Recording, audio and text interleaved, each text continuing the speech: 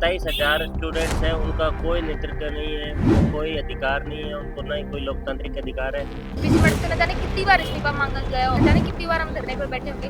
23 में जब चुनाव बन गए तब से लेकर आज तक हम लड़ते हैं। मुख्यमंत्री को ऐसी ताना चाहिए कि वो अपनी कुर्सी से उठकर बाहर तक नहीं आती है। तो ये सरासर बहुत ही सवाल उठाता है यहाँ की लोकतांत्रिक व्यवस्था पर। विश्वविद्यालय के अंदर स्विमिंग पूल बंद पड़ा है, उसको चालू करवाने को लेकर है। किसी कैंटीन बंद पड़ी है, उसको चालू करवाने को लेकर है। ये भी प्रोटेस्ट से निकल कर ये तानाशाही नहीं आ रही है, तानाशाही पहले से रही है। वो शिक्षा के यहाँ पर चुनाव के आने को कोई छात्र ऐसा प्रतिनिधि आए जिसके पास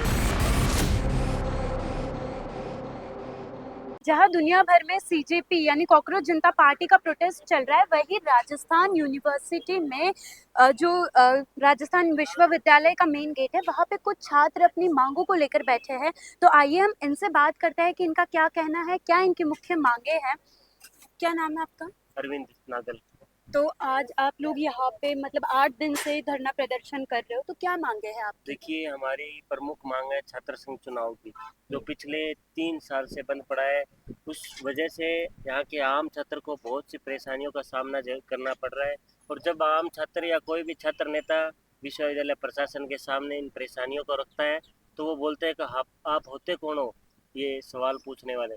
तो हम चाहते हैं कि यहाँ की सरकार, राजस्थान की सरकार, हमें एक लोकतांत्रिक माध्यम दे, छात्र संघ चुनाव बहाल करे, जिनके माध्यम से यहाँ का छात्र नेतृत्व करना सीखे और नेतृत्व के माध्यम से अपना सवाल पूछना सीखे। अच्छा, जो छात्र संघ चुनाव है वो तो यहाँ पे रोक लगी हुई है, पर जो इलेक्शंस होते हैं टीचर्स के बीच, वो तो शायद यहाँ पे हाँ, भी वो जारी है। देखिए, एक विश्वविद्यालय में 2 प्रकार का लोकतंत्र देखने को मिल रहा है।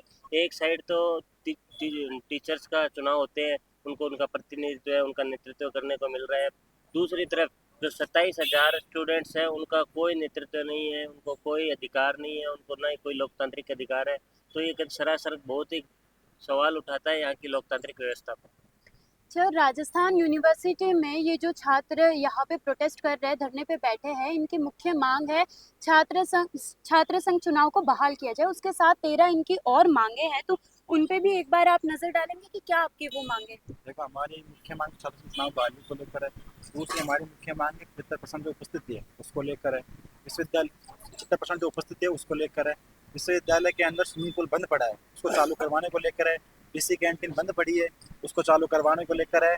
और जो खेल मैदान है हमारे, उसके अंदर जो बाहरी प्रवेश है उसको वर्जित करने को लेकर है। और भी कई मांगे हैं हमारी, 13 सूत्रीय मांगे हैं हमारी। अच्छा, तो जो आपकी यूनिवर्सिटी है वहाँ से मतलब प्रशासन की ओर से, विश्वविद्यालय प्रशासन की ओर से कुछ सूचना आई है या फिर कोई रिपोर्ट, कोई रिजल्ट? देखो, विश्वविद्यालय प्रशासन चाहता ही नहीं कि छात्र संघ चुनाव हो। ये सरकार के साथ है ही इनकी, और वो नहीं चाहते कि यहाँ पे छात्र संघ चुनाव हो। यहाँ इनको कोई छात्र की ऐसा प्रतिनिधि आए जिनके ऊपर सवाल पूछे इनसे। अगर सवाल पूछेगा तो फिर ये भ्रष्टाचार रुक जाएगा। अभी तो वरना फिर भ्रष्टाचार कैसे कर पाएंगे? जब शिक्षकों के चुनाव हो रहे हैं तो फिर छात्र संघ चुनाव क्यों नहीं करवाए जा रहे? पूर्ववर्ती सरकार और वर्तमान सरकार, इनकी ये नीति है कि जो युवा है वो मुख्य धारा की राजनीति के अंदर ना आए। गाँव ढाणी एक गरीब तबके का व्यक्ति मुख्य धारा की राजनीति ना करे, इसलिए चाहते हैं कि वो व्यक्ति वहीं पे रहे, गाँव के अंदर ढाणी के अंदर, छात्र वहीं आम शोषित बन के रहे। ये चाहते नहीं कि ऊपर आए। पिछले 8 दिनों से ये जो विद्यार्थी है ये यहाँ पे धरना प्रदर्शन दे रहे हैं, लेकिन जो विश्वविद्यालय का प्रशासन है उसकी ओर से कोई जवाब नहीं आया है। इस पे आप मतलब जो विश्वविद्यालय है, आप 8 दिनों से यहाँ पे बैठे और अगर प्रशासन की ओर से कोई जवाब नहीं आया तो उसके पीछे का क्या कारण है? देखो, जब हमने ये शुरू किया था तो उस दिन हमने 20 सवालों की पदयात्रा निकाली थी और फिर हम 20 सवाल लेकर वीसी मैडम से मिले भी थे। हम 5 लोग अंदर गए थे और वीसी मैडम से मिले थे। तो वीसी मैडम का ये जवाब था कि आप कौन होते हो मुझसे सवाल पूछने वाले।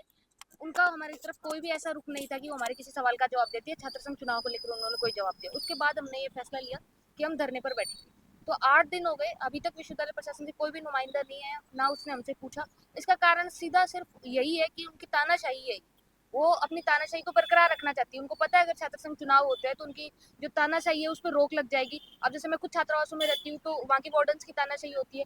आप यहाँ के प्रिंसिपल्स को देखोगे, अलग अलग संगठन को देखोगे तो वहाँ की तानाशाही होती है। हमारी जो मांगे हैं उनमें से एक मांग ये भी है कि जैसे 75% उपस्थिति होनी चाहिए। इतना बड़ा विश्वविद्यालय, इतना बड़ा नाम है कि बाहर अभी आप किसी को बोलते हैं कि राजस्थान विश्वविद्यालय में पढ़ते हो तो आपका एक अलग ही माहौल होता है कि हाँ विश्वविद्यालय में पढ़ रहे हो। वहाँ पे 75% तो छोड़ो, 75 लोग भी नहीं मिलेंगे आपको एक क्लास के अंदर। उसका कारण क्या है? क्योंकि विश्वविद्यालय प्रशासन कोई भी सख्ती नहीं बरत रहा है। सब टीचर्स आराम से बैठे रहते हैं और अपना सैलरी लेके चले जाते हैं। और उनके चुनाव होते हैं, वर्कर्स वोट के चुनाव होते हैं, बस स्टूडेंट सिलेक्शन नहीं होते हैं, क्योंकि इनको पता है कि इनके नाक में नकेल डालने वाले छात्र आ जाएंगे, इनसे सवाल पूछने वाले छात्र आ जाएंगे। अगर छात्र संघ चुनाव नहीं होता तो इनसे सवाल पूछने वाला कोई नहीं होता, ये जवाब नहीं देते हैं। लेकिन अगर छात्र संघ चुनाव होंगे तो चीजें बदलेंगी और इनको बदलाव मंजूर नहीं है। ऐसा देखिए, एक तरफ तो जहाँ पे दिल्ली में जंतर मंतर पर सीजेपी प्रोटेस्ट चल रहा है और दूसरी ओर आप लोग यहाँ पे छात्र संघ चुनाव का लेकर यहाँ पे बैठे हो धरने पर, तो आपकी क्या राय है जो सीजेपी प्रोटेस्ट चल रहा है? देखो, जो सीजेपी प्रोटेस्ट चल रहा है, सीजेपी से हमारा कोई लेना देना नहीं है, ये कोई नया विचार नहीं है, नए लोग हैं, लेकिन स्टूडेंट्स से हमारा कनेक्शन है। स्टूडेंट्स के साथ जो वहाँ हुआ वो बहुत ही खराब था। हमने हमारे इस धरने में भूख हड़ताल तुड़वाने के लिए उनको हॉस्पिटल उठा के लेके गए थे। उस दिन हम भूख हड़ताल पे बैठे थे यहाँ पर एक दिन के लिए। अगर हम सीजेपी के जो दिल्ली में सीजेपी प्रोटेस्ट हो रहा है और राजस्थान में जो अभी राजस्थान यूनिवर्सिटी में जो तानाशाही की आप बात कर रहे हो, तो अगर हम इनको मिलाए तो आपको लगता है कि कहीं ना कहीं लाए जो मतलब जो आप राजस्थान के विद्यार्थी है या फिर बाकी के जो भी विद्यार्थी सबके साथ एक जैसा ही सलूक हो रहा है? बिल्कुल एक जैसा ही सलूक हो रहा है। वो पेपर लीक को लेकर है तो यहाँ पर भी ऐसा ही होता है। आपने सुना होगा कि सवालों के साथ में जवाब भी आ गए विश्वविद्यालय के अंदर, पेपर लीक के अंदर ही आते हैं। ये लोग पहले इस तरह की हरकतें करते थे और फिर उसके बाद जवाबदेही इनकी भी कोई नहीं होती, इस तरीके से उनकी कोई जवाबदेही नहीं होती। पीसी मैडम से न जाने कितनी बार इस्तीफा मांगा गया होगा, न जाने कितनी बार हम धरने पर बैठे होंगे, कितनी बार हमने सवाल पूछा होगा, लेकिन वीसी मैम की तो ऐसी तानाशाही है कि वो अपनी कुर्सी से उठकर बाहर तक नहीं आती है। जब हमने कहा कि पिछले वाले वीसी तो आते थे, पिछले वाले वीसी तो न जाने क्या करते थे, मैं क्यों करूँ, उनका ये जवाब है। सीधी सी बात है, ये दोनों चीजें आपस में कनेक्ट होती हैं। जिस तरीके से धर्मेंद्र प्रधान जी ने इसी तरफ कोई रुख नहीं दिया है, वो भी इस्तीफा नहीं दे रहे हैं, छात्रों से उनकी तरफ कोई बातचीत नहीं हो रही है। दोनों मुद्दे एक दूसरे से इंटरकनेक्ट होते हैं कि आप देख लो, छात्रों के लिए